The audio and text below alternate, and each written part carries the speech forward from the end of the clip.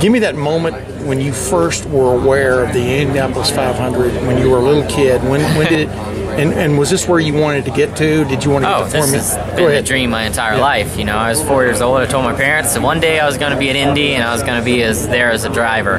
And, you know, of course they laugh because as a young kid you say a lot of crazy things, but I never changed my mind. And to be here, it's two parts that as a driver, you know, you're thankful being here, but you don't dwell on the fact that you're at the Indianapolis Motor Speedway because you're a competitor. Yeah. You know, you get so caught up in, you know, how you're doing, how the times are, and what you need to do to be faster that you never really just stop and think, I'm getting ready to do my first Indianapolis 500. So this past week I've been doing a lot more reflecting on that. Just, you know, I'm getting ready to do something that only, you know, 760 or so people have gotten to do in the past 101 years. So that's pretty special for me.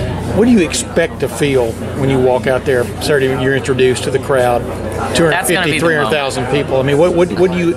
Because I would think you seem like a smart guy who thinks through things. You know, what do you anticipate it feeling like? I think that's when it's going to hit me all at once that I'm doing the Indianapolis 500. You know, when you walk out there as a driver and, you know, the grandstands become a sea of emotion, you're going to realize that, you know, you're getting ready to do something that's pretty big. And, you know, I just hope that the weather stays good for us and we get to start that on Sunday, because I do want my first Indianapolis 500 to be ran and completed on Sunday. But, you know, if we're leading and it starts to rain past the halfway point, I want the yellow flag out and I want the race to be over with, because it doesn't matter, you know, how many laps you do. If you're an Indianapolis 500 champion, you still go down in the history books. Homeschooled guys can make it in life. Is that what you're trying to tell me? Homeschool guys. I think homeschool kids have a bigger advantage sometimes because, you know, you got more time to realize what's important in life with a lot less distractions. So, you know, I feel, you know, that gave me an advantage, if anything.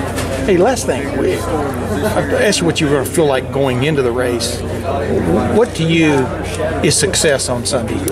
I mean, you know, you're a racer. You want to win the race. Yeah, of course. You know, I think success... Our rookie won it last year. Success for us in the simplest form is running 500 miles. You know, I think as a rookie, any day that you get to complete the race is a successful day. You know, and for us, I think if you count Ganassi's cars, Andretti's cars, and Penske's cars, that's the top 15. So, I mean, if you can finish, you know, in the top 15, I think